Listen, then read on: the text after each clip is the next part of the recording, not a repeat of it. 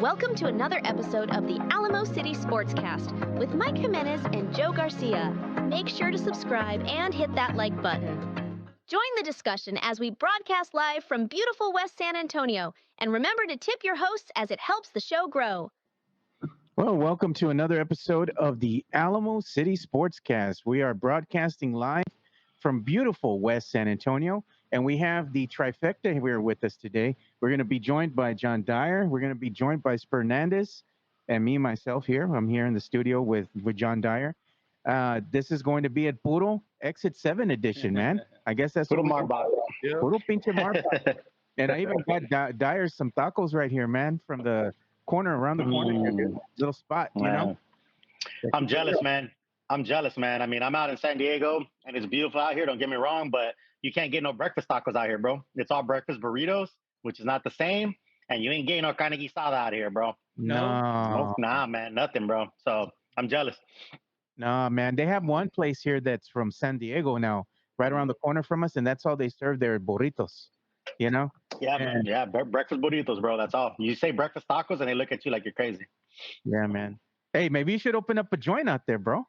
Hey, that's a good point, man. That's a really good point. Yeah. I want to send you all the food. Yeah, dude. Yeah.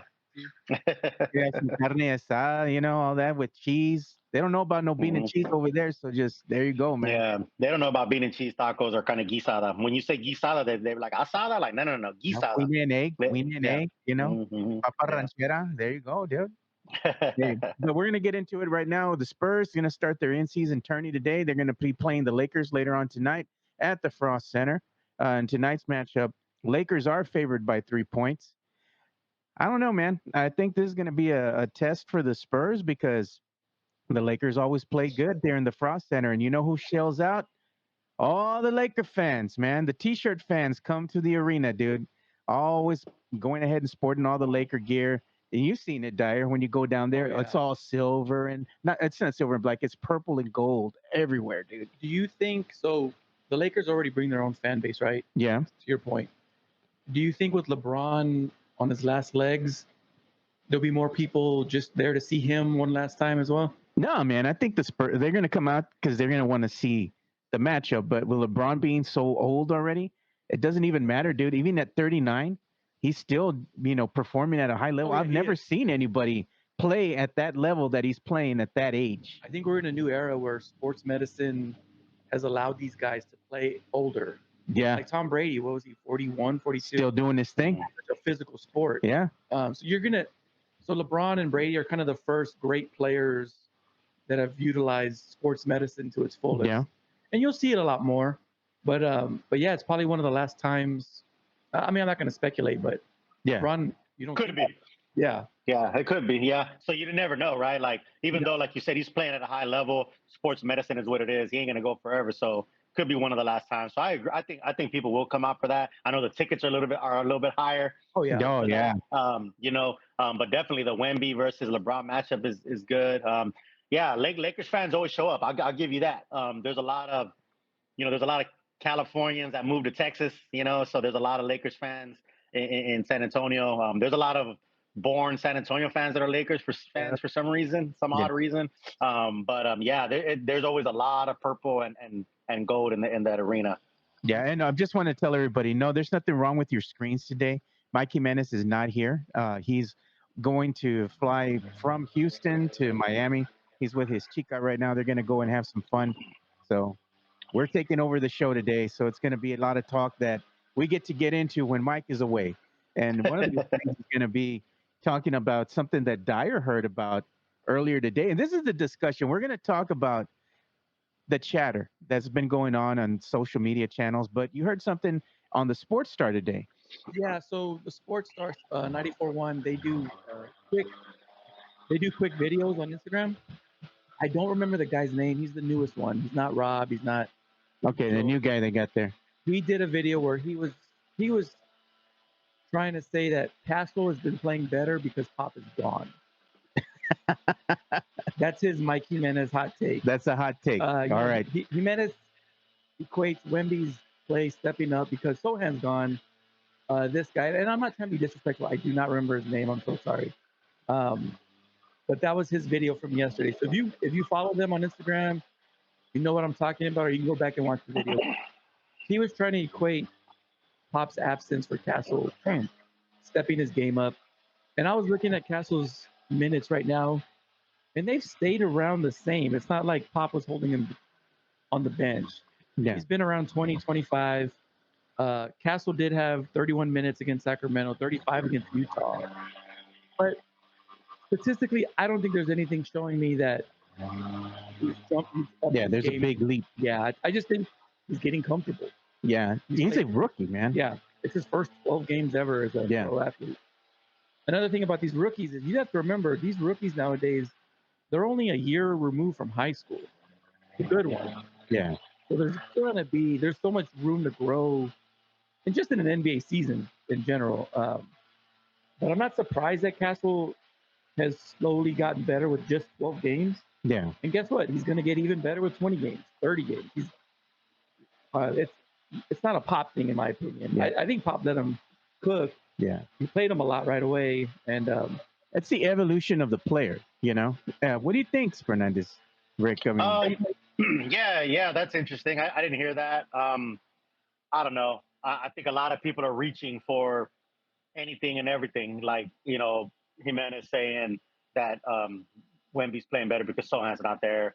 This gentleman saying that Castle's playing better because Pop's not there. And I've heard other stuff on Twitter. And again, I think, if you already feel some kind of way about Pop or about Sohan, people are going to like formulate a way to kind of push their narrative and say that. So at the end of the day, anybody that does any better going forward, it's going to be like, oh, well, Pop ain't there. That's why they're playing better. I don't know that to be true or not. See, one of the things that I always tell Jimenez, and I think Dyer is the same way. And even when you have guys like Jeff on here, and Pledge, I think is one of the best ones, who's always pretty even keel. I feel like those gentlemen that I just described don't ever want to speak in absolutes and say, this is why, I know for a fact that this is why it is, and that's what's happening. That's what Jimenez does, right? That's like the first take Stephen A. Skip thing where you just like, yell loud and say, I know for a fact that Castle is playing better because Pop's not here. And then later you have to retract it or whatever. I don't know that to be a fact or not. I mean, a fact is that Pop isn't there. Castle is playing better. One can correlate that, but I think that's just too simple of an analogy like that, or an analysis. It's like just like saying that Wemby's playing better because Sohan's not there, and Jimenez will be like, well, then look at the facts, look at the numbers. Sure, but there's so many other factors. There's so many other. It's not like they're not in a bubble, and it's just if they were in a bubble and it was 2-on-2, then and it was Wemby and Sohan playing somebody else 2-on-2. And then Sohan left, and then you could say that. But there's so many other variables. So, I mean, Sohan being out, we don't even know if Castle would be playing if Jeremy didn't have that injury. Yeah. So here's the thing. Like, we're sitting here saying, like, oh, well, with Mitch there and sans the thumb injury, Castle may not be playing what he's playing. So, I don't know. I mean, I don't think life is that simple to say, because of A, then B. Because of B, then C. Life is not that simple, nor is the game of basketball or any of these things. So to sit there and just a rudimentary thing to say, well, Pop's not there, that's why this is happening. Maybe it has something to do with it. I'm not going to flat out and say, nope, you're wrong. Yeah. But I don't think it's that simple. Look at this. Chris Gonzalez is putting in the chat. Thank you for that, Chris. It's like saying the kids are more relaxed because the sub is in charge. But here's the thing, though. Coach Pop, you didn't see a lot of fire out of him, coming out there and really getting into the players' faces and yelling at them. Mitch Johnson, however, because he's younger, he's got some fire in him. He's got some dog in him, and I like that because you've seen him on occasion come up and meet the players and get in their face and start yelling at them and telling them, hey, what are you doing? Get in position, or they're out of position. Yeah. He's calling them out. And I think that's good because they need to be able to be held accountable for the product that they're putting out there on the court. Because I know, in practice and whatnot, working with the coaching staff and the coaches, they got a different motive. They have a different scheme when they're, in practice and they're trying to tell them do this, do that, to get better, and then they go out there in the context of a game and they don't do that. You see a lot of turnovers, a lot of missed assignments, turning the ball over. They make a lot of little mistakes. At times, the Spurs are their own worst enemy. But now, when we've seen them under Mitch Johnson right now, just a handful of games, the teams just looked a lot better. And I think that was a testament to what Pop had already instilled and started with this team, coming out for the season. It's just unfortunate that we didn't get to see Pop complete his mission.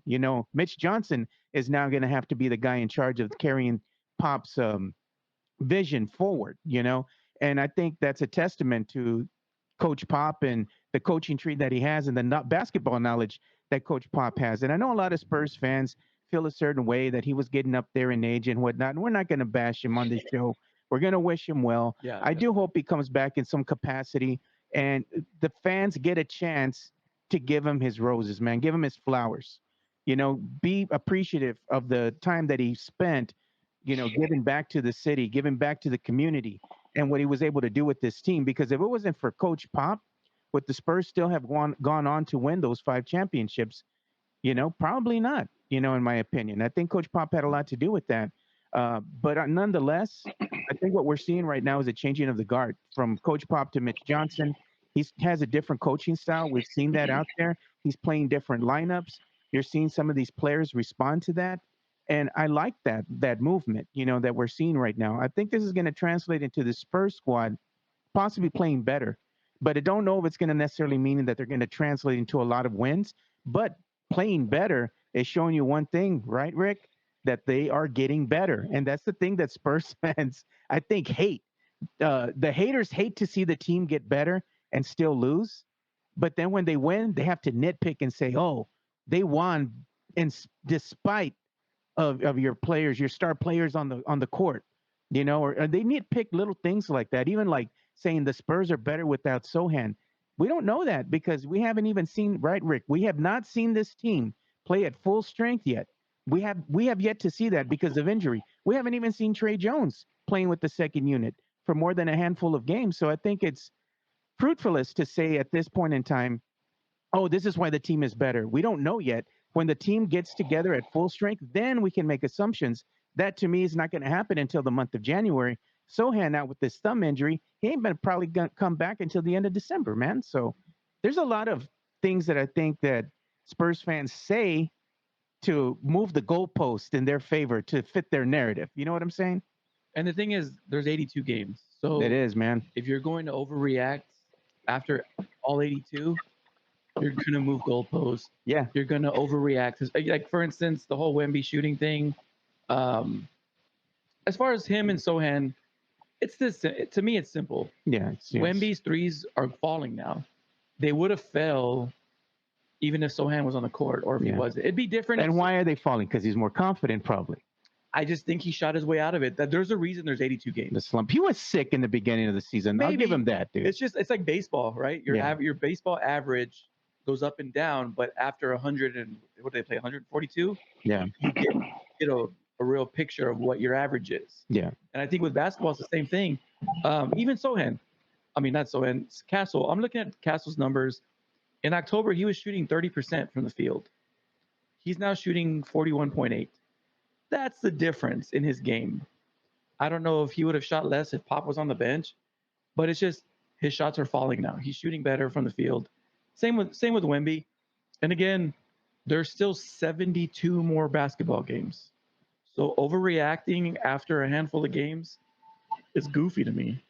And if you're going to be that stressed after every game and you're going to, because let's say the Spurs get blown out tonight, just hypothetically. Oh, the haters are going to love that, man. They're going to be all over the X. They're going to be. I told you. They're going to be all over Mitch Johnson right now. Mitch Johnson's not ready for this. Too big for him, even though it's just a cup game.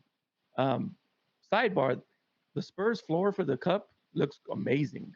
They came out really good. But back to, you just can't overreact. We've had a sample size of 10 games or 20 games. There's things I like. There's things I want to see improved.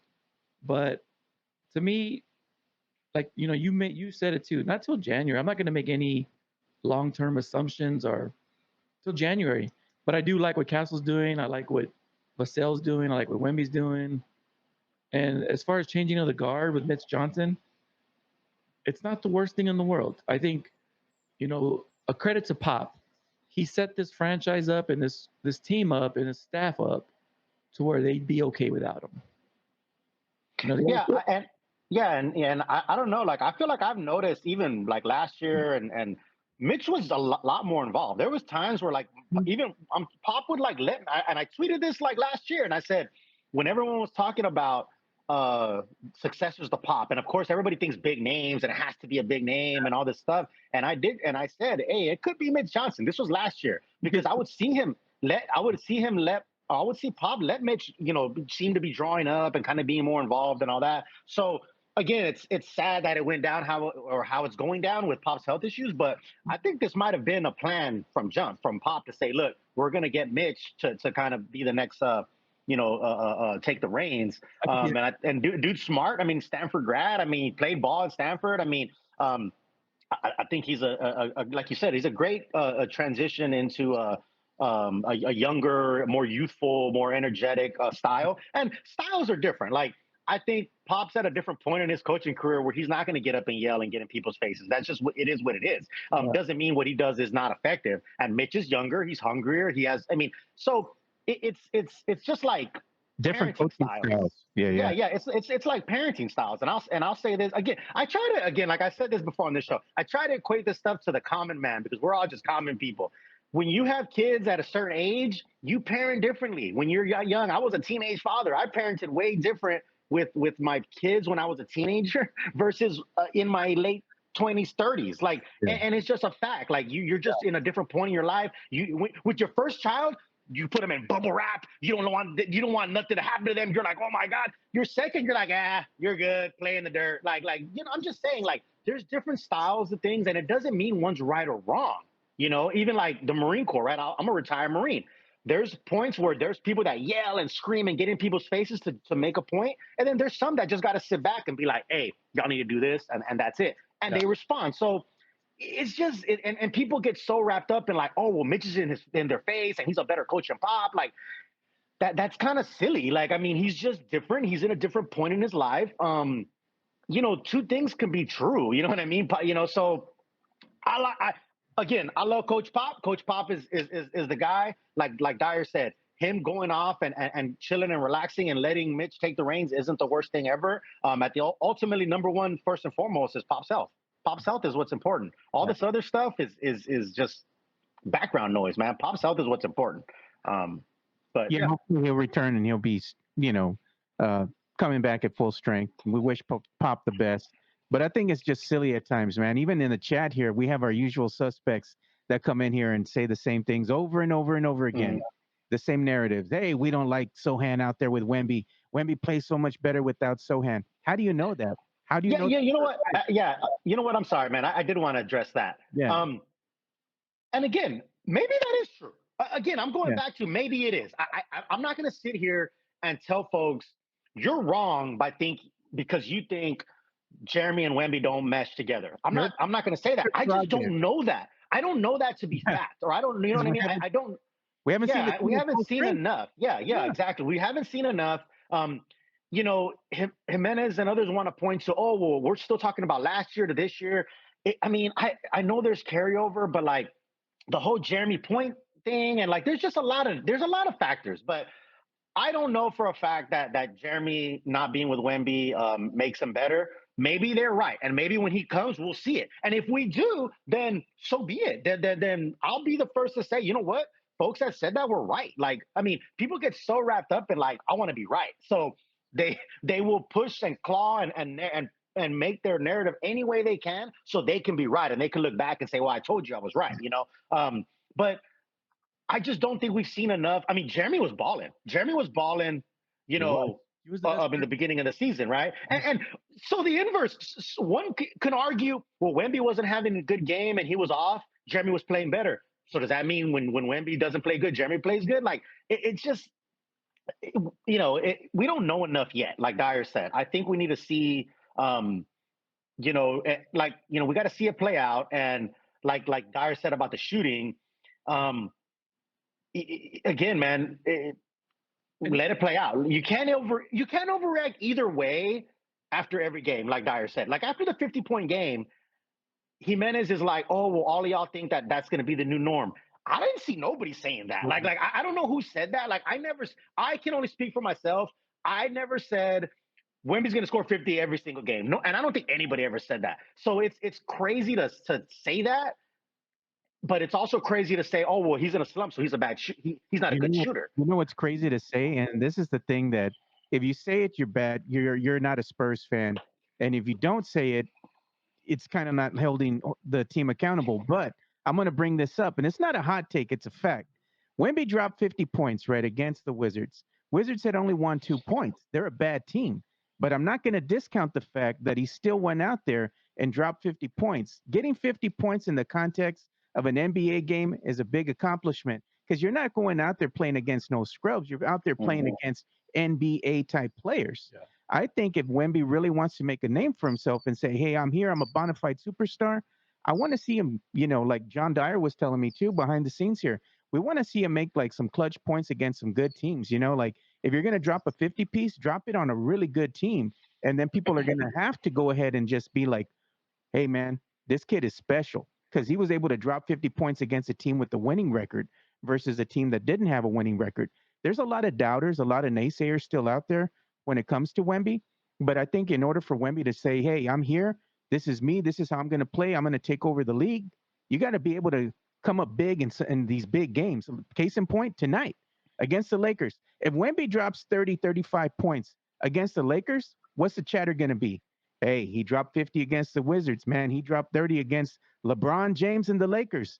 I mean, you drop 30-something against the Lake Show, they're going to be talking about you. They're going to have some highlight reels on the 4-letter network, So it's like, I think he just needs to play big against these better teams in order for the naysayers and the doubters to be like, hey, he's going to be a special kid. And not only that, if he wants to be an NBA All-Star this year, you got to come up big, man. You got to give the people something to get excited about and just have to vote you in, and that goes to Spurs fans too.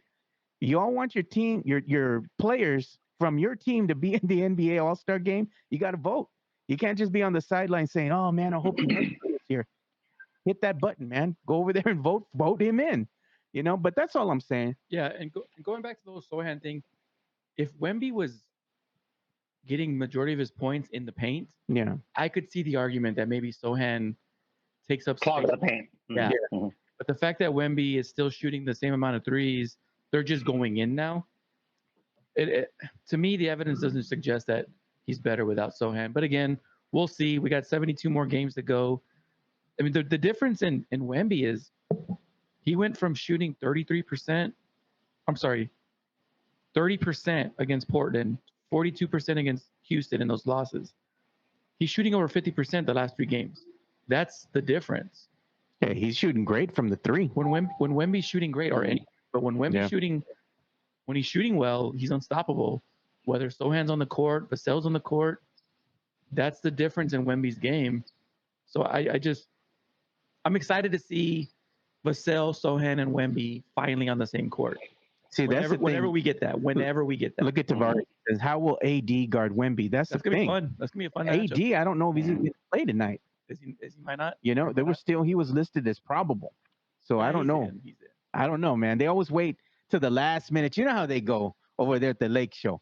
They want to make a splash, Rick. So at the last minute they'll be like, "Oh, yeah, you're the game." It's like, come on, man. You already knew he was going to play, but right now they're saying he's iffy, dude. Who guards LeBron on our team tonight? This is where Sohan would have shined. Yeah. Hey, I would love to see some Castle on him, man. Let's throw the rook into the fire, man. I mean, real quick though, going back to a comment that was made by Hyman, he said, Matt Nielsen, the Euro coach, that's another part of the coaching staff, is doing things behind the scenes and helping out a lot. That's a good point. There's again, Mitch Johnson's doing great, but you got to remember, you got Matt Nielsen, you got Brett Brown, you got Kenny Trevino. Like it's a staff, you know what I mean? It's a staff and it's a collective effort of folks that do a lot of good stuff.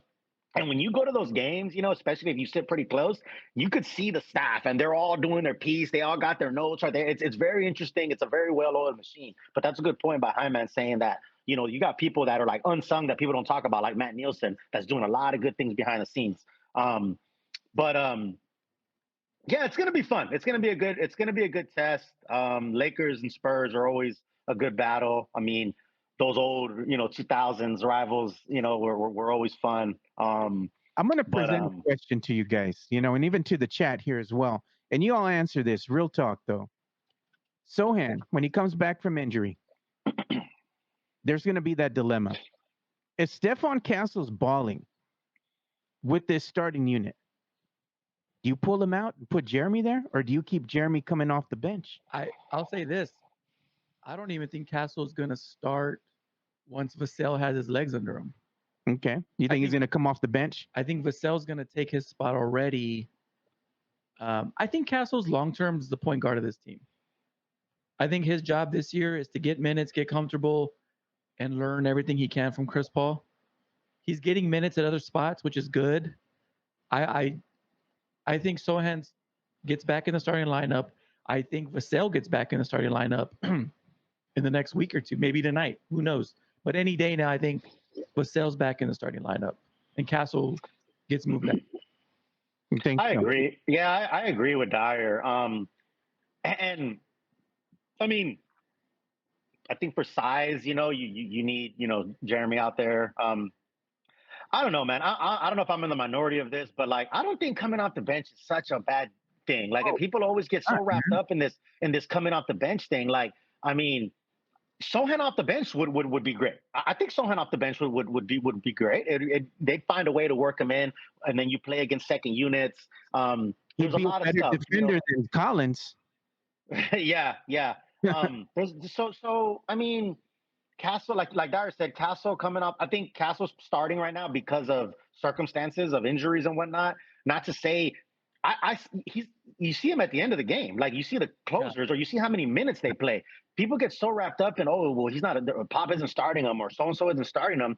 If they're playing starter minutes and they're closing games in clutch moments, who cares? I mean, sometimes it's just about a matchup. Sometimes it's just about how things flow when somebody comes off the bench and plays with second units. They all get intertwined. It's not like a hockey swap. It's not like when I used to coach kids basketball, you had to like play all the kids. So it was like you five, and then you all go out, and these other all five come in. That's not what's happening. Like, so Castle comes in a minute or two into the game. Who cares that he wasn't in the starting lineup when they announced their names and everybody shook hands? Like, we're getting so wrapped up in these little things that really don't matter. Like, Castle plays starting minutes. Castle is there at closing time. But I think, like Dyer said, right now Vassell is still getting his legs under him. He's eventually going to go back to the starting role. And then when Jeremy comes back, I'm pretty sure he's going to be back in the starting role. I guess Harrison Barnes is the one that you kind of think to yourself and say, well, I think his numbers don't show a lot of how he hustles and what he does. And I don't know. I mean, again, bringing him off the bench with the second unit might be detrimental. You know what I mean? There's a balance there. There has to be a balance. Like, just because it's not always that the starting five are the five best players. Exactly. I mean, that's not necessarily true all the time. We should know that more than any other fan base. Yeah, exactly. With Manu and all that. So I think people get thought that's what you think in your head, that the starting five, that means you are the five best players. That's not necessarily true. Sometimes you put in a Harrison Barnes or a Champagne in the starting lineup just to kind of balance things out when the second unit comes, and you got a guy that has starter caliber level like Castle with that second unit, especially as a rookie. Yeah. So I just don't think life is that simple, where if he's not in the starting five, then that means they don't believe in him, or that's just not true. I mean, look at Keldon. Yeah. Keldon's found his role off the bench. I like Keldon off the bench. I like Keldon off the bench. And I know he's a lightning rod for Spurs fans for some reason. I don't understand why. But I think what he brings to this team off the bench is extremely valuable. Mm-hmm. I really like it. Yeah. Look at this. Chris Gonzalez puts KJ, Vassell, Sohan as the second unit is the lightning squad. Who's on the first unit? That one? You got Well, right. If those are all, yeah, exactly. And Tavares said, or somebody, I think it was Tavares, said Barnes is not going to the bench. I agree. I don't think Barnes is going to the bench. I mean, the dude's a vet. He's he's brought in to do those little things. But again, when you look at how many minutes people are playing, he's starting, he's hustling, he's doing his thing. Then he needs some rest and needs some time. It's a lot more intricate and a lot more detailed from this coaching staff than just put these 5 in and then it's a hockey swap, put another 5 in like it's an 8-year-old basketball game. Like because other sports, it's that cut and dry. Yeah.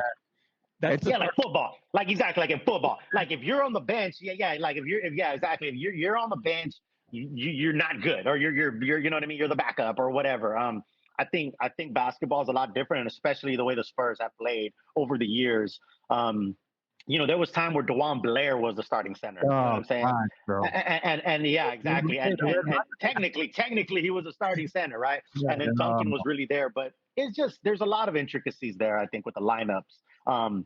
But yeah, we haven't seen the team at the full strength. I'm ready to see Vassell, Wemby, and Sohan together, all healthy, all flowing, and then we can make our assessments from there. How about your boy popping bottles there, Champagne, man? Hey, when he's hot, man. Yes, when he's hot, man. I'll tell you, that dude, and I get it. There's times where he's not, but that's the life of a shooter, man. You got to have a short-term memory. It's like that's why I tell my son, man, you gotta shoot, and you can miss 9 in a row, but you're gonna think that 10th is going in, and you got to have that shooter's mentality.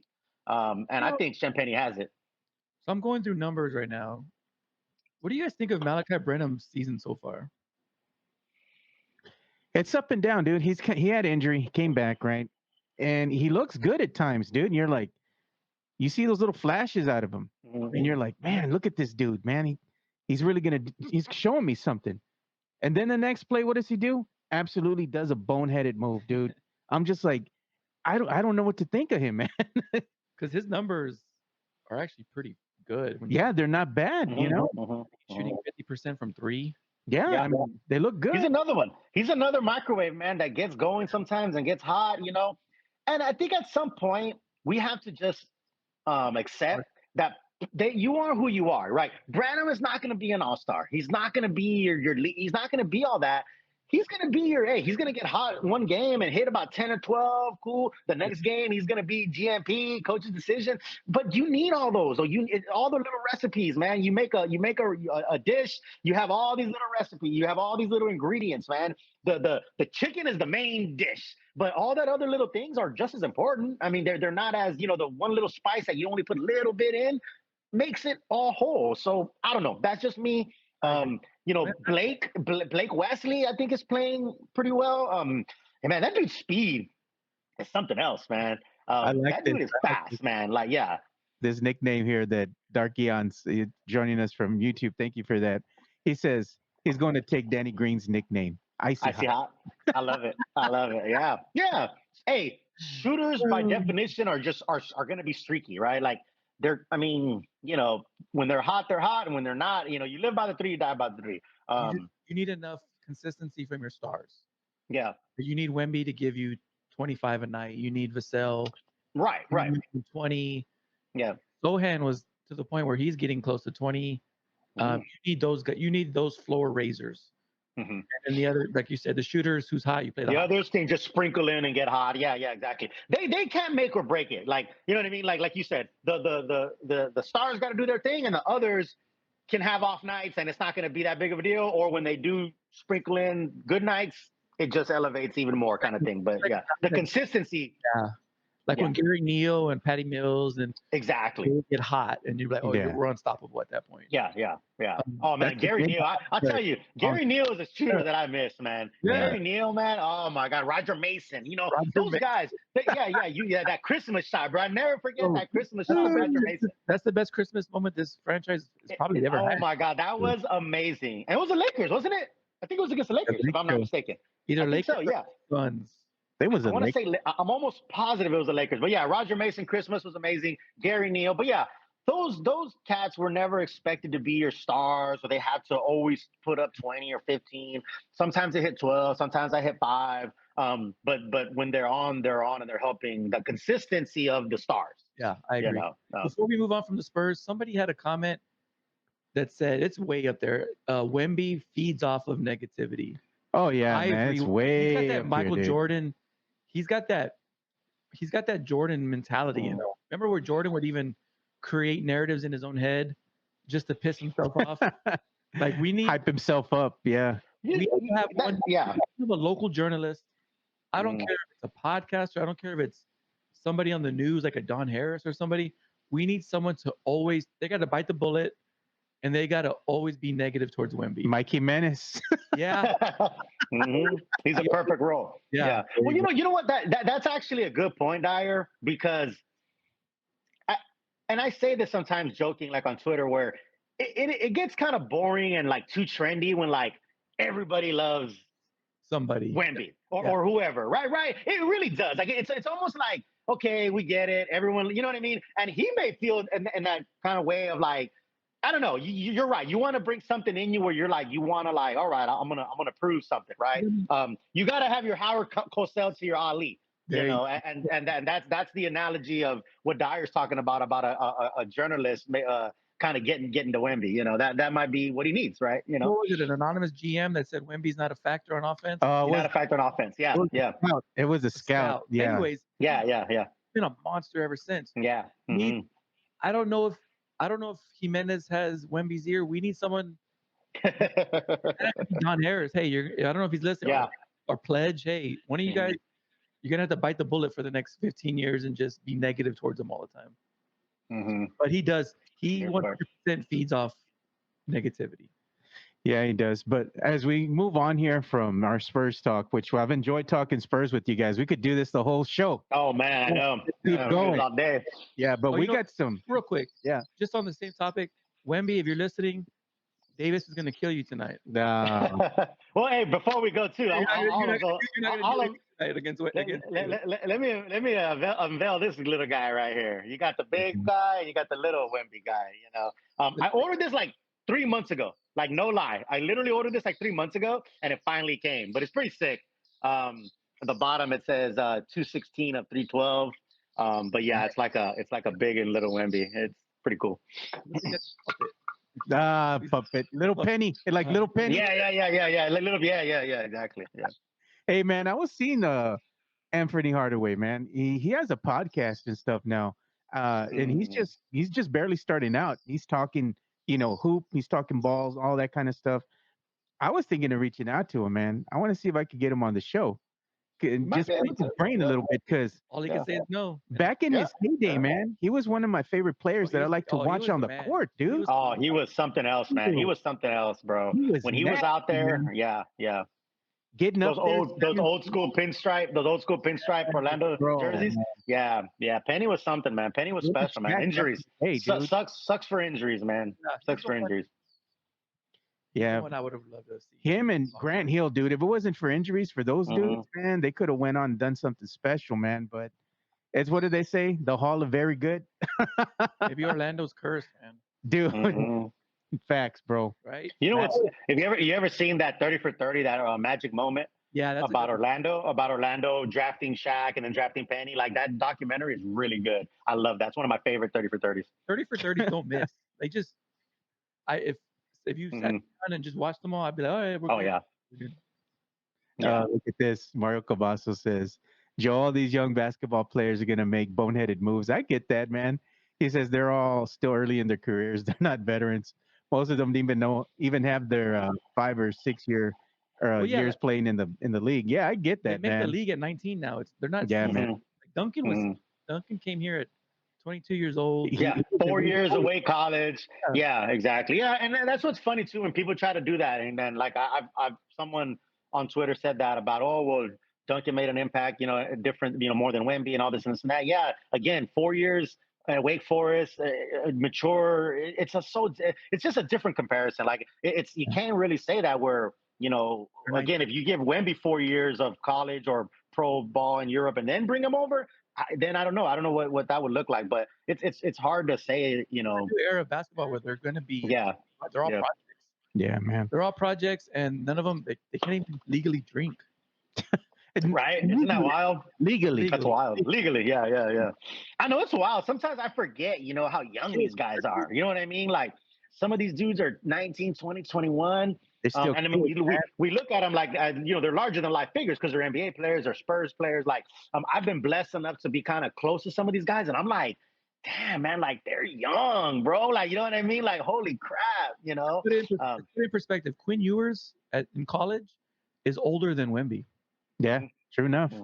That's true. Yeah. He's older.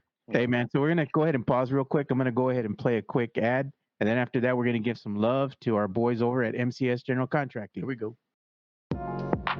You can now listen to the Alamo City Sportscast on all major podcasting platforms. That includes Spotify, the iHeartRadio app, Apple Podcast, Amazon Music. So make sure you go out and subscribe so you can get notified when new episodes are dropped. We look forward to your continued support and thank you for listening to the Alamo City Sportscast. MCS General Contracting, more than 30 years of combined experience in concrete placement. They are the best in the business, honest pricing, high quality work. They get going on house foundations, driveways, concrete patio decks. If you want to extend the deck, extend the driveway. If you're a business and you need to put together a slab, a parking lot, or other concrete placement services or sidewalks, reach out to MCS General Contracting at 210-774-9155. They're confident in their skills, so give Chris Leha over at MCS General Contracting a call at 210-774-9155.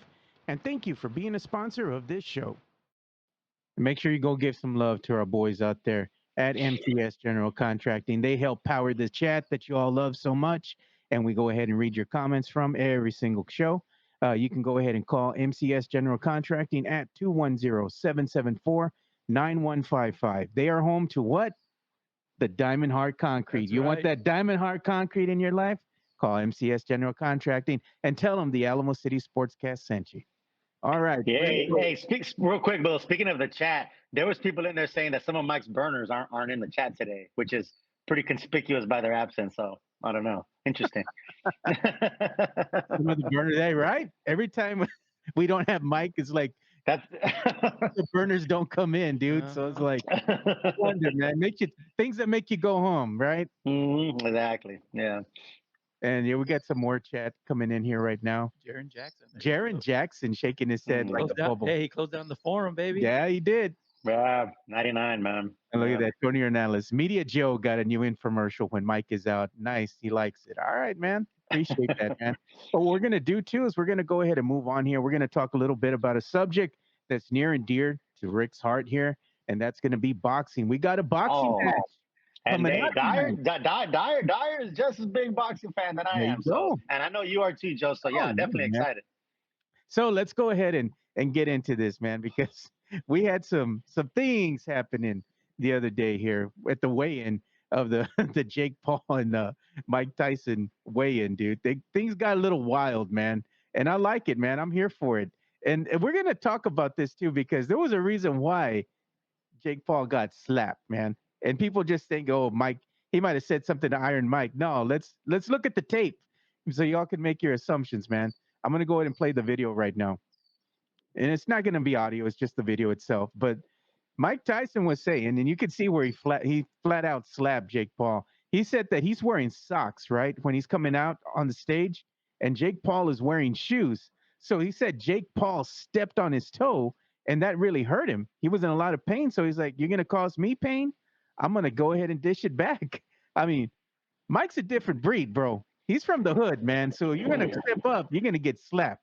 And I like that, man. And then Jake Paul goes all crazy. I'm gonna kill you. I'm just like, this is all theater, man, at its finest. They're getting the crowd hype because they want to go ahead and get that viewership up.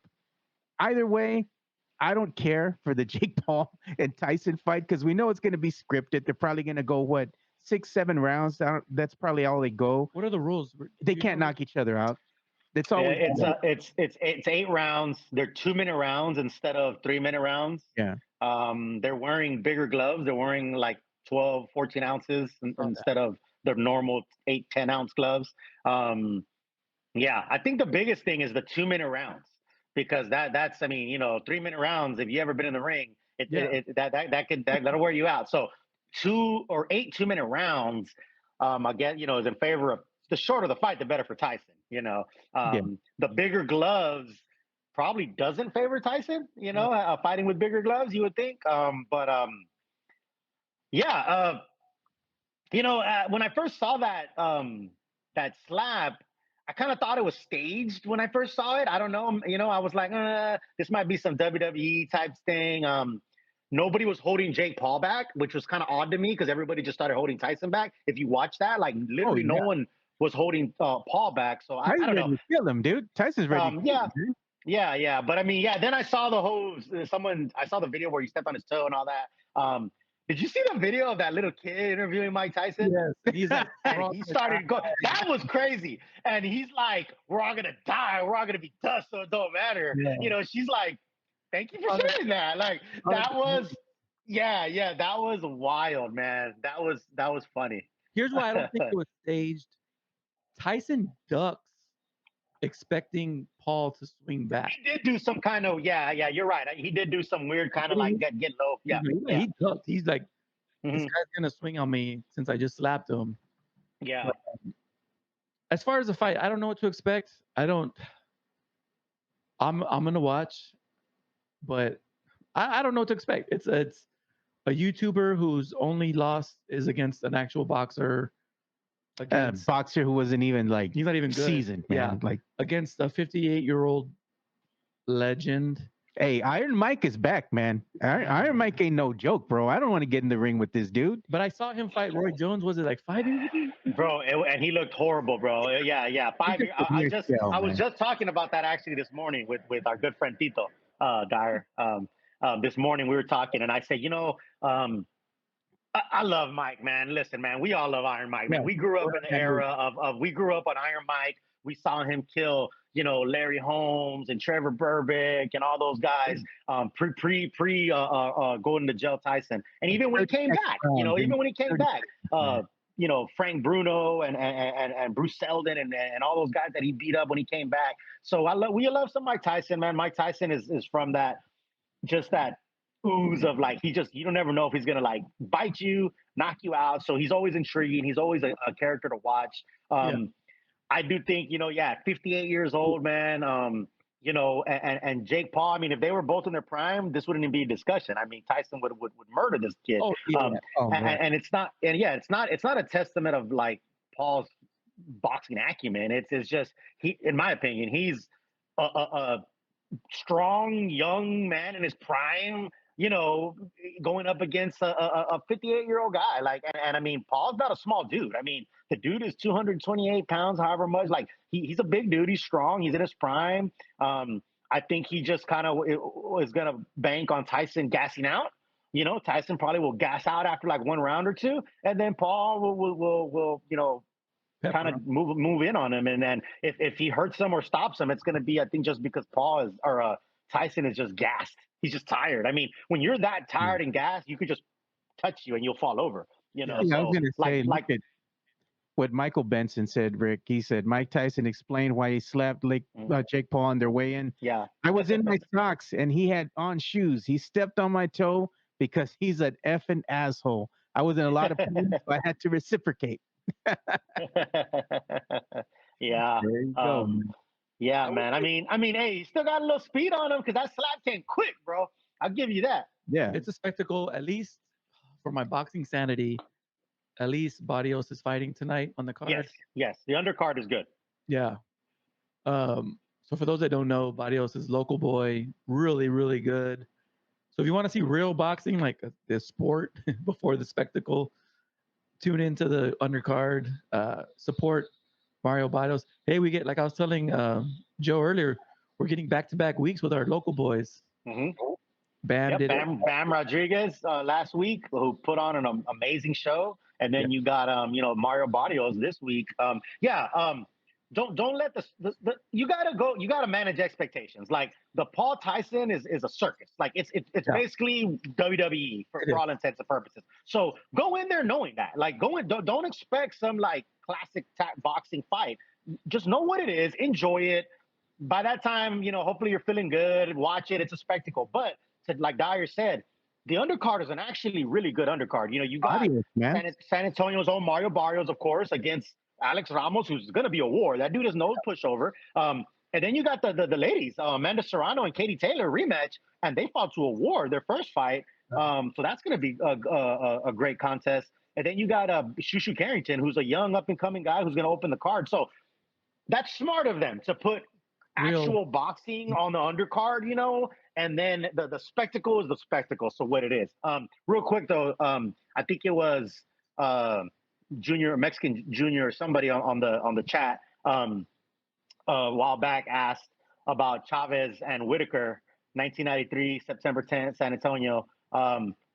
No, he didn't deserve a draw. And I love me some Chavez, man. And I was there. I was in the nosebleeds with the binoculars. And I love me some Julio Cesar Chavez, but he got outboxed thoroughly by Pernell Sweet Pea Whitaker, and Whitaker got robbed with that draw. But yeah, I see. Question for you, Rick. He's asking, is there an undercard on Netflix as well? It is. Yes. Yeah. The undercard is, There's 4 on Yes. Yeah. Mm-hmm. So this is the card right here. You're seeing that. Main event, of course, is Tyson and Paul, but this is showing you kind of what they have as far as they got their co-main event, which is Taylor versus Serrano too, the rematch. That's going to be a good fight. Yeah, that Taylor Serrano is going to be a really, really good fight. Those ladies are going to bring it. So that's going to be a good one. It's a fun night. It's a Friday. There you go. Yeah. Barrios and Ramos. Yes, man. I mean, that's going to be a good one. You got to watch if you're from San Antonio, because this is San Antonio zone. You got to go ahead and come out and represent. And he's good. He's really good, man. I mean, he's representing. Absolutely. I mean, the dude's been in with Tank Davis. You know what I mean? He's been in with Keith Thurman. I mean, he's been in with high-profile fighters. Like, Barrios' only losses have been to top fighters like that, like Tank Davis, and Keith Thurman and those guys. I would say, to your point, he's kind of like our modern-day Leija right now. Mm-hmm. Yeah, that's a good way to look at it. Yeah, absolutely. He beats most top. He meets mid-level guys, but the top guys, like when Leija fought, Oscar De La Hoya, came up short. What do you call it? Like, there's no shame in that, no shame in that, So Barrios is a warrior, but he went to toe to toe. He was giving Tank all he could handle. Giving Tank all he could handle. The dude is gonna bring it. He's gonna put his heart and soul into the ring. He's puro. You'll see him walking around Southtown. He's out there hanging out at 8-Ball and stuff like that. Like the dude is a local kid. He's puro. So you'll see him. He'll probably be rocking the 2-0 gear or the Fiesta shorts. He's always repping. Every time he wears that Fiesta stuff, dude, he winds up losing, man. So it's like he lost twice, right? Yeah. To Tank Davis and Keith Thurman. I don't care what you're wearing. I don't know if he's gonna get those wins, But no. Point is, it's a good undercard. The ladies are gonna bring it. That's a tremendous rematch. Mario Barrios, local kid, is gonna be great. Shushu Carrington, again, up and comer. There's a lot of good fights. So tune in. If you got Netflix already, why not? And then just understand what the spectacle of Tyson Paul is going to be. I worry that Tyson is going to be. It's going to be a sad night for Tyson fans. I worry that. Unfortunately, it's like you see it's like seeing what was it like? Tony Parker in a Hornets jersey. Or you see you're seeing Jordan Ewing and those guys, Jordan and the Wizards. It's going to be a sad night because and if this was in Mike Tyson's prime, Paul couldn't even lace up his boots, man. Paul wouldn't be able to wrap Tyson's hands. Like this wouldn't even be a discussion. Hey man, look at this. We got breaking news here, man. Look at that. Mike Jimenez was in the chat, right? And he says, "Greetings from Miami." Yeah. All right. Look at what happened here. As soon as Mike came in the chat, JHNSB. Hey! I'm not Mike's burner account. Come on, bro. Come on, bro. On cue. Making Mike and JHNSB showing up at the same time as sus. Hey. On cue. Hey, Mexican Junior has a really good question. And he said ask Spurnandez, but I would like Dyer's input on this too. He said, what are the top 5 SA fighters of all time? Do the Ayala brothers make the cut? Let me tell you something. Ayalas, a lot of people have forgotten about the Ayalas, man. Ayalas back in the 70s, were a fighting group of brothers that their father ran. It was like the Von Erichs. If you think about like the Von Erichs and like the Iron Claw thing, that's like what the Ayalas were. their father ruled them with a pretty iron fist and was really tough on them. My dad actually spent some time with them back in the 70s and stuff and the 80s training with them. And Tony Ayala was, man, the dude was ready to be in talks with Sugar Ray Leonard, Hagler, Hearns, all those guys until he went to prison for rape. And then, he came back 10 years later, was never the same. But that's a cautionary tale and a tragic tale if you think about San Antonio boxing, because literally we would be talking about Tony Ayala just as you would be talking about Hearns, Hagler, Leonard, all those guys. I would say Torito Ayala's got to be in one of the top 5 fighters. James Leja, of course, is there. I think Bam's already put himself in. Bam, yes. And he still has a runway. He's still got a long career to. Yeah. He's going to make a run for the number 1 spot. Yeah. I don't think I think that pound for pound. No. I think when it's all said and done, Bam is gonna be the best fighter out of San Antonio, and he's gonna be talked in pound for pound. Period. The problem with Bam, and it's not his fault, is that he's 115, 118 pounds. Like a lot of Americans don't get excited about guys in that weight class, but Bam is special. Bam is doing things in that ring that are amazing, man. So Bam is definitely already. I agree. I think Bam's already one of the top 5 fighters in San Antonio, and his story isn't even written yet. His story isn't even done yet. You got Bam, you got James Leja, you got Torito Ayala, John Michael Johnson. I don't know if folks remember John Michael Johnson. Bam. He upset Junior Jones. Yeah. He was one of the champs in San Antonio. And I got to go with Quiroga, man. Robert Quiroga was one of the best too, man. Back in the 90s, he suffered an early death, but he'd be up there, I think 2 or 3 for me. Quiroga right now, yeah. Quiroga. Oh yeah, Quiroga. Oh man, Quiroga. And it's just like when people talk about, depending on what generation you ask, is LeBron the best? Is Wilt Chamberlain, whatever? You start talking like our age group is 80s and 90s, and like Quiroga, James Leja. I mean, those guys were. Now you had a lot of other good mentionables like Gabriel Elizondo, the Elizondo brothers, Oscar Diaz, one of my old close friends. James Kirkland was an Austin guy, but I might throw him in there because he did a lot of, he trained here in San Antonio. He had a lot of ties to San Antonio. James Kirkland was originally an Austin guy, but you got to put him in there. The Duke could punch so hard, man. And I know people it's unfortunate. A lot of people just remember him getting like crushed by Canelo, and that's how people remember. But man, if you ever want to see a dog fight, man, his fights with like Alfredo Angulo were wars, man. James Kirkland was special also, man. But I love seeing the resurgence. We had James Leja on this show, and we talked about the resurgence of San Antonio boxing and it becoming a hotbed again. And you got to thank Robert Garcia, out of Oxnard, who's down in San Antonio and training Bam and a lot of these guys, right? You got Mario Barrios now. Got guys coming up. Here's a reason. Daniel Cardenas. Definitely. Probably some of my favorite fighters now. We're talking boxers, not just in San Antonio, but I liked watching the great Muhammad Ali, dude. He was special, man. And I liked his showmanship, his shit talking out there in the ring, and even, just going ahead and hyping the fights up. That's where it all kind of started for me, like seeing that, those videos and rewatching some of those old fights, and even like George Foreman back in the day. But the fighter that I used to get excited for, because I used to like watching his matches, was Sugar Shane Mosley, dude.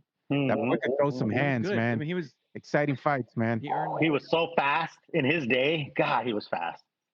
Yeah, man. That's the one thing that I appreciated about him is he had that lightning speed, man. It's like, damn. Him and De La Hoya's first fight is underrated. Yeah, 99, man. Yep. It opened the Staples Center, if I'm not mistaken, right? In 99. And that fight was like, man, it was amazing. That was a good one. Oh, yeah. So we're going to go ahead and pause real quick here. So we're going to go ahead and give a quick shout out to our boy, Jeff Garcia of the Locked On Spurs podcast. Make sure you go ahead and subscribe to his YouTube channel as he is 5,000 subscribers strong. Keep it going. We're going to go ahead and pause right here. Locked On Spurs is your daily Spurs podcast hosted by Jeff Garcia, the lead Spurs writer for Ken's 5 San Antonio. Jeff has a healthy plethora of guests all the time on the Locked On Spurs podcast. You can also follow Jeff on threads at JeffG10s5SA. You can also follow Jeff on Twitter at JeffGSpursZone. So make sure you go ahead and give Jeff a follow not only on threads and Twitter, but also on YouTube. at youtube.com/@LockedOnSpurs. This is where you're going to be able to find the replay of the Locked On Spurs podcast. Make sure to like, subscribe, and share. Yeah, make sure you like, subscribe, share to the Locked On Spurs podcast. Go ahead and follow Jeff on the X at Jeff G Spurs Zone for all your daily Spurs content. Go ahead and make sure you follow Locked On Spurs, and make sure you go ahead and turn your notifications on if you're following Jeff on the X, so you can get all the breaking news that he likes to go ahead and report on when it comes to the San Antonio Spurs. So let's go ahead and continue talking about some boxing right here, because it's one of our favorite subjects. Mike Jimenez is not here, so we could do whatever the hell I want to do. And I want to talk about. So one thing that I want to talk about here is an old commercial, man, that I saw playing. I know it's kind of nostalgia for a lot of people here, but Mike Tyson's Punch Out, man. Oh, man. And on the NES. That might be the best Nintendo game ever. Late nights, man. Yeah. Late nights. That one and NBA Hang Time, dude. Dang, that's an old one too. But yeah, I'm going Punch Out #1 all time. I agree. Game. Yeah, man. And we all have great memories of playing this game, man, back in the day. And like we're saying, you got past Glass Joe. You know. You you get past some of the scrubs in the beginning. You know, German guy. You build your false confidence. Yeah. Oh man, the heavy hitters start coming out. You know, but your first test was Piston Honda, right? Yeah. The dude from Japan. Another, Mario is the ref, right? Like Super Mario brother. Mario's the ref, and you got for other things. Yeah, all the time. Oh yeah. I'll tell you, man, that Tiger, man, that was the tough one for me to get past for the longest time, man. He did that. Yeah. He did that Tiger spin, and then you had to block it just right to catch him, right? Great characters in that game. I don't remember ever getting to finally go one-on-one with Tyson. I just did it because of cheat code. Yeah. Once I got the cheat codes, I got to Tyson, but one punch and it was done. It is one punch and it's done. It was like the Hangover. Boy in the Hangover. I just you're out, bro. Look at Chris Gonzalez. Winky Wright was my guy. Winky Wright is you know what? See, when you start talking boxing, right? And I don't know, and I'm not trying to be a boxing snob, but I've met so many people who are like, "Oh, I love boxing," right? And then you get to talking, and they just kind of know, like, "Oh, De La Hoya, Tyson." When you start saying things like Winky Wright and stuff like that, that's how I know you know boxing.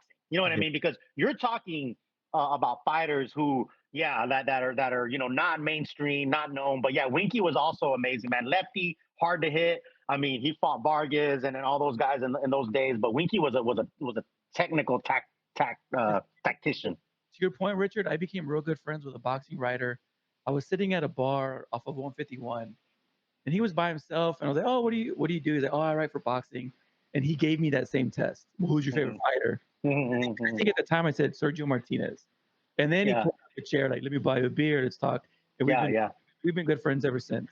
Yeah, we got a $5.47 super chat incoming here from the Drew Show. I appreciate you, Drew. We appreciate the support. He says, modern boxing sucks. Nobody fights anybody. When they do, the actual styles suck. It's like point, carry, karate, and with the plethora of blitzes, no flow, no balls. But here's the thing, man. It depends what you watch. Every fight's different. Just like every football game's different. Yeah, it has a lot to do with the promoters, too. Because a lot of these promoters, they don't like each other, man. And they don't want to have their fighters cross-promote, go to other platforms. And that's why you see what you see out there, and that's one thing that they're trying to change, like we're saying, what are they saying? His Excellency, right? He's trying to go ahead and get the collective going, we can get all the greats together so they can kind of have almost like a tourney, where you have the best fighters in the world actually going up against each other. Doesn't matter what promoter they're part of, because that's the thing nowadays in boxing. It's hard to make those moving parts behind the scenes work together, man. I think it's gotten a little easier. Like, for instance, Canelo, he fought a Golden Boy fighter, right, recently? Oh yeah, man. Even though De La Hoya and Canelo hate each other's guts, they made business happen. Oscar always has to make it about him, though, man. He couldn't even let him just be in that press conference without talking his shit, man. I give Oscar, here's what Oscar is now. He's the villain wrestling manager. Dude, his clapbacks that he has, it's funny, dude. He's the mouthpiece for his fighters. He's the villain. I'll give Oscar credit because when he was Golden Boy, that didn't suit his real life, right? Yeah. He's a coked out scumbag, right? And he's embraced it. Like if you watch his documentary on HBO, he's That's like, a good one. That's a good one. Yeah. This is who I Yeah. really am. And now he's on Thursdays being the Clapback Thursdays. It's almost like he saw what Jake Paul was doing. He's like, wow, that worked. You could be you could be a wrestling I heel. could be myself. Yeah. Myself is what he really Wasn't he just He was calling out Hearn, wasn't he just calling out Hearn?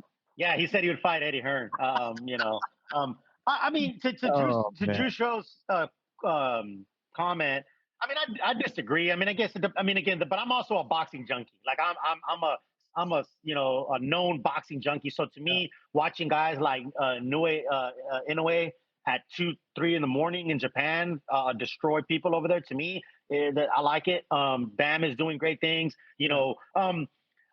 I think, and there's always been a level of like fighters not fighting each other, even back in the Don King, Bob Arum days. I think just like anything else, it's highlighted now a lot more because of social media, whatever. This has been a thing. This is not new. This is what I don't get about a lot of fights. I don't know how deep their level of boxing knowledge is, and I'm not trying to be a snob or anything. I'm curious because when people say things like, "Oh, well, now people don't fight each other anymore," it's been that way in the past. Aaron Pryor used to call Sugar Ray Leonard out all the time and never got a fight. Aaron Pryor would come to Sugar Ray Leonard's press conferences and be like, "Before you were Mr. Pryor, we used to talk, and now I can't talk to you no more." So it's been a thing. It's just now that there's more promoters, there's a lot more division. Before it was just like Don King and Bob Arum. You know what I mean? So it was less stables. You know what I mean? But there still was an issue. Riddick Bowe and Lennox Lewis never fought. Yeah. That was the thing. Riddick Bowe threw the belt in the trash can to not fight Lennox Lewis.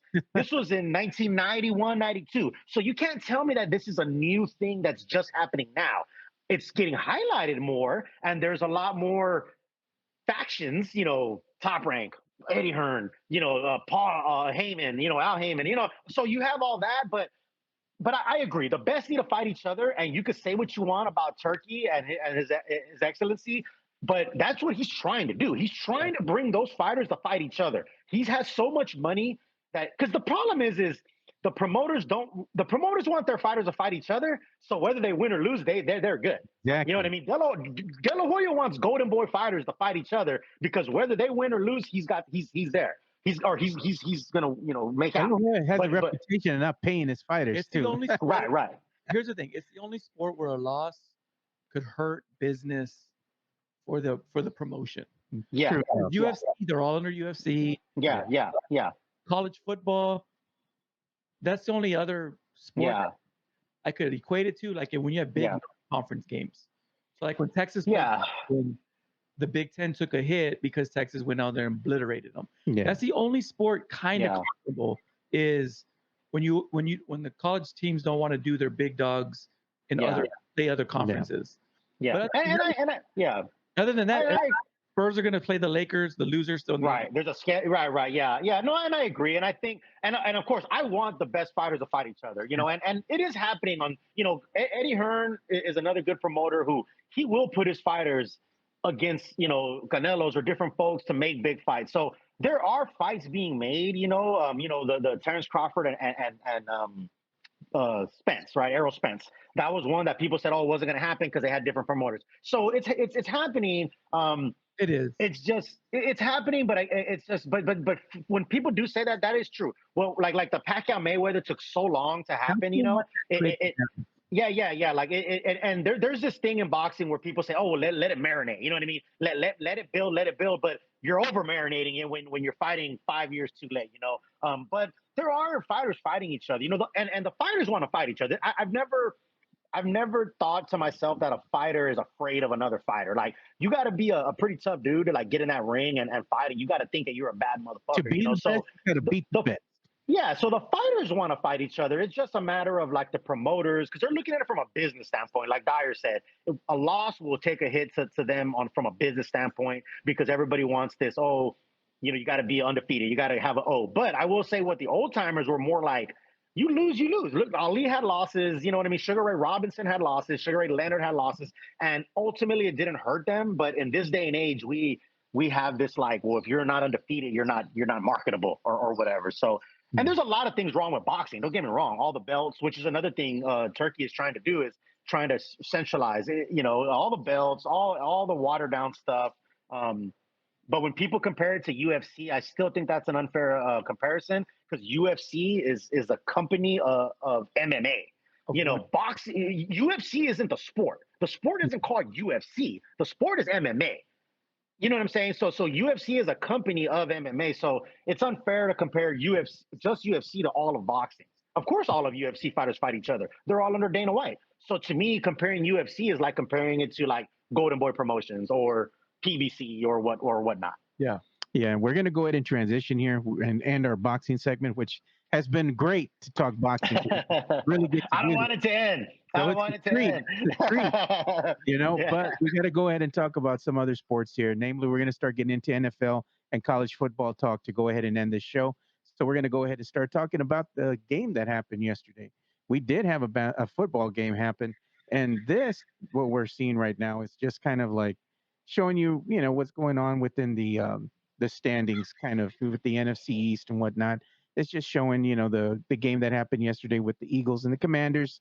The Commanders, they did lose against the Eagles by a final score of 26 to 18. And what does that mean right now as far as the NFC East standings? Well, I'm going to go ahead and show the next graphic here, which kind of shows the standings as it currently is. And they have the Eagles atop the NFC East right now, followed by the Commanders. Cowboys, some way, somehow, are still in third, followed by the Giants. So I'm a little checked out because the Cowboys are checked out. We're in tank mode. What I want to point out is for the last, 10 years or so, we've downplayed running backs in the league, right? Running backs aren't important. Don't pay your running back, et cetera, et cetera. Two contenders went out and paid their running backs, or paid for running backs. The Eagles and the Ravens. They went out and spent money on running backs. Those two teams, because they did that, put themselves in Super Bowl contention. The Eagles are going to win this division, but do you think they'd be winning this division without Saquon Barkley? They wouldn't. No. Even with all the other weapons they have. The Ravens might be the only team that can dethrone the Chiefs, but none of us would think that if they didn't have Derrick Henry. So in my opinion, you're going to see a small resurgence of running backs. And the great thing about running backs is even when you pay them, you're only giving them, I think Derrick Henry's making $7 million a year. That's a great investment. It's nothing, man. It's nothing. So when I look at that, that's what I see. I see where the Cowboys didn't pay Derrick Henry. How much did they pay Zeke for? Wasn't it like $3 or $4 million? Yeah, they were shopping in for running backs, they were in that Walmart where the old DVDs. the clear the bargain bin. Yeah. The bargain bin. Yeah. No, you can't do that anymore. The NFL's going to learn that. I think that'll be the big lesson. Yeah, you need a running back. The Commanders are good, but they need to go get a stud running back. The Cowboys suck. They need a lot of things. They need another quarterback. It's tank mode. But running back one of them. You can't go to the $5 DVD bin anymore. What did $60 million get you this year? I heard Dak Prescott. But that's the thing. Whether you like him or not, you're married to him now. Yeah, so you got to build around him. So, but does it mean I'm going to go out and buy me a Dakota Rain Prescott jersey? Hell, damn no. I'm going to put on a real quarterback's name on my back, Aikman. How about that? Hey, whatever you want to spend your money on, you do it. But yeah, you're married to him, for better or worse, for 4 years. So you have to build around him. But I think the big lesson for the NFL is running backs matter again. And for the Cowboys, they're going to need a lot of help. Don't tell that to Jerry, man. You might make too much sense to him. He's going to be like, well, I'm going to tell you different. Oh, yeah. I do like that he's irritated, because an irritated Jerry will maybe see the light for changes. I don't know, man. I think he's seeing the light, but that's coming from somewhere else, because the Reaper's knocking on his door, bro. Rough, man. I thought you were going to say it's from the end zone. No, man. No, there is light coming from there. Yeah, that's for sure. Jerry's dumb for that, though, man. It's like if they had a WWE event there already, and they've had other events there, in Jerry World, and they put up the curtains. They have curtains tonight.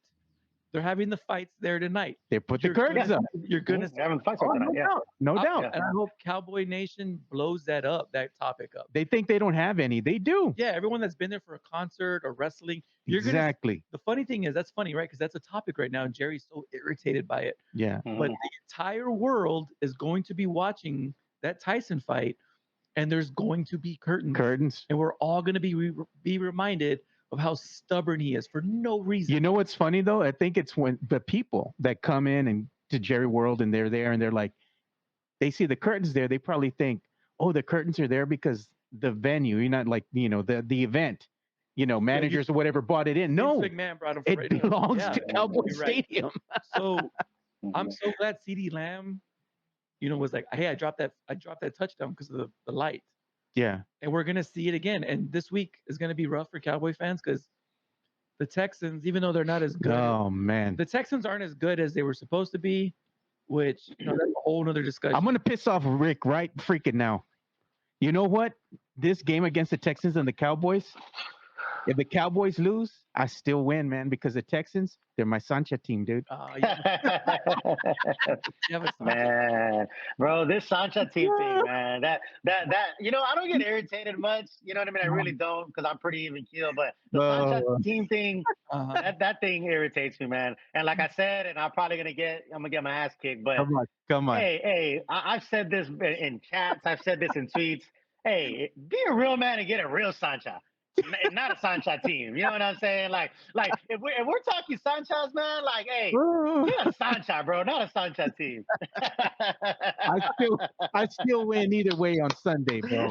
I still win. I might be wearing my gear for that game. I'll tell you what, though, man, they're expecting like 50, 60,000 tonight at the fight. We're talking about the people seeing I'm just like, they're expecting, a packed house. But man, that Cowboys Texas, man. And then Monday night, And so for the people that think Mike McCarthy's going to get fired, there's no reason to. His contract is up. He's going to let him run his contract. Yeah. Jerry Jones, if anyone's seen, remember the movie Office Space? Oh, yeah. Where they figured out that the guy fired.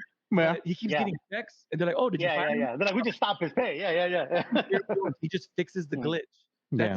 Even with Jason Garrett. Jason Garrett did not get fired. His contract just ran out.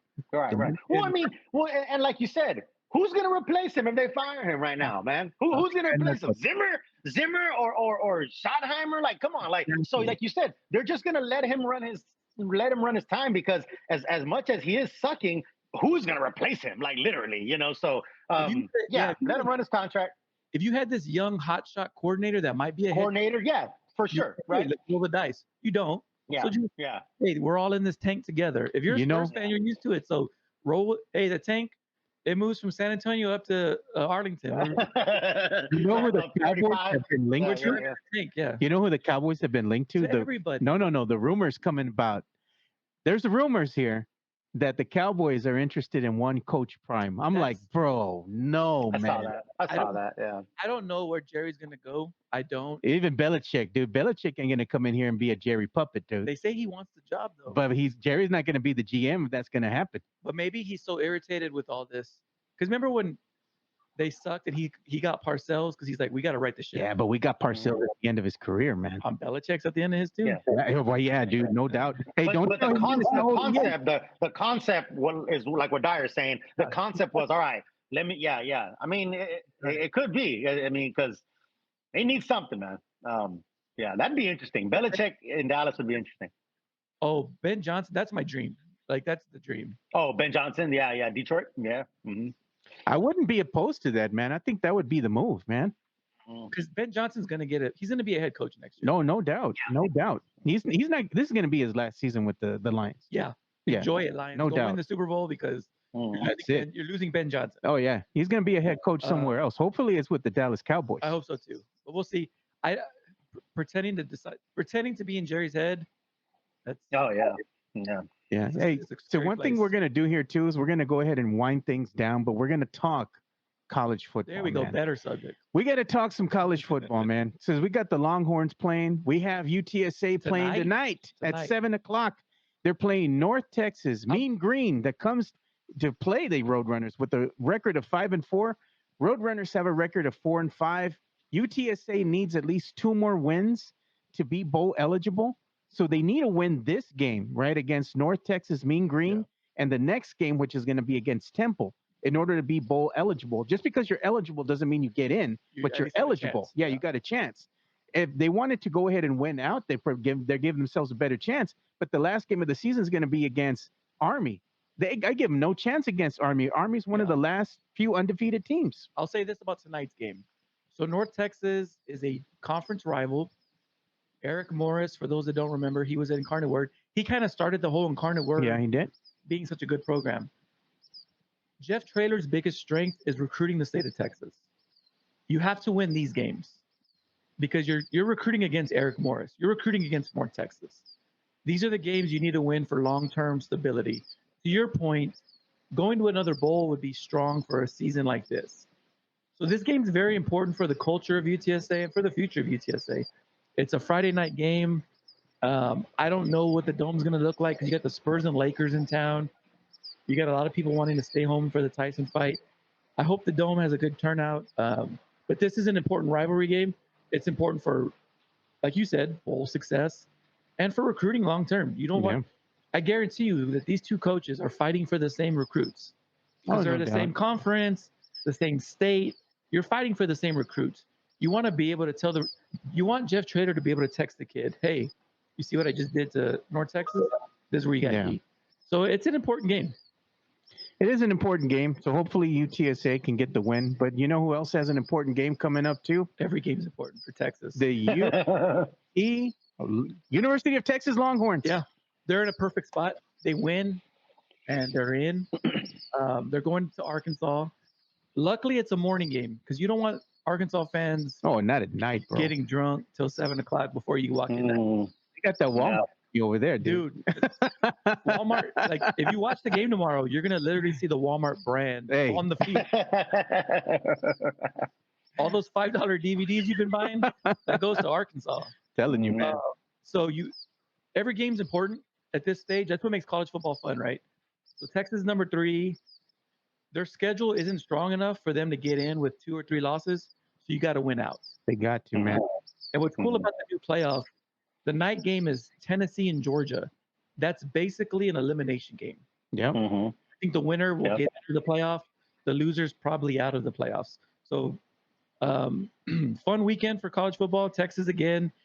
I think their defense has been the most consistent of their team. You want to see if Quinn and Sark can keep the offense rolling from last week. Yeah. I was at that game last week. They were scoring at will. Like Arch Manning got in mid-third quarter. Yeah.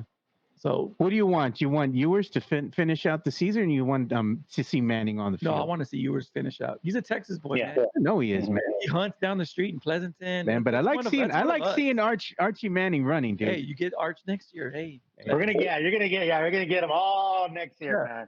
We're gonna get him all next year. I have a soft spot for Quinn because he's a Texas boy.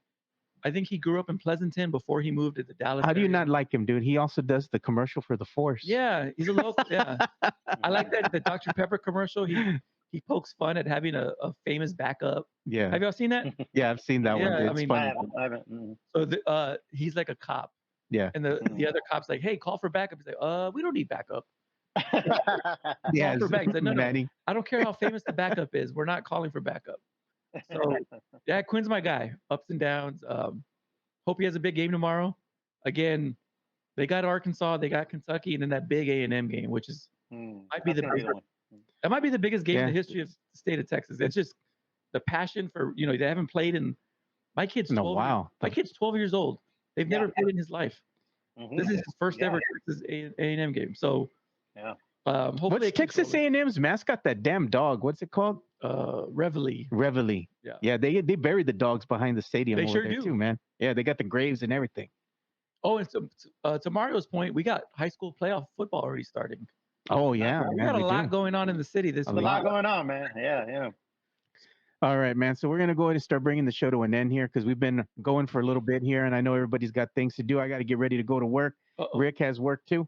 So as we start bringing the show to an end, we're going to put you on the X, John. Follow me at Spurs and Salsa. And also Instagram, I think I'm at John Dyer 3. No OnlyFans, dude. Not yet. I haven't gotten. Not yet. No, hombre. And Rick, where can they follow you on the X, bro? Yeah, man. At Real Spurnandez on Twitter. But yeah, no OnlyFans. No OnlyFans for you, bro. Come on. Zip it down a little. Show a little skin. Zip it down. Yeah. You gotta pay for that, dude. $3. Send a super chat. No unzip. Oh, right. Man. Hey, you know who'll be in charge of his OnlyFans? Chicana Fuerte. But actually, it's funny that you say that because one time somebody, I don't even remember who, tweeted at me in one of our pictures or something, and they were like, "Hey, can I run y'all's OnlyFans account?" No. I was like, "Y'all are wild, man." For real, man. It was Mario, wasn't it? Yeah, maybe. And you can also follow me too. I'm on the X at Area 210 Podcast. So for John Dyers and Rick, otherwise known as Spurnandez, I'm Joe Garcia. Thank you guys for watching another episode of the Alamo City Sportscast. We're gonna see you boys on Monday. We're out. Have a great weekend. Peace. Stay poodle.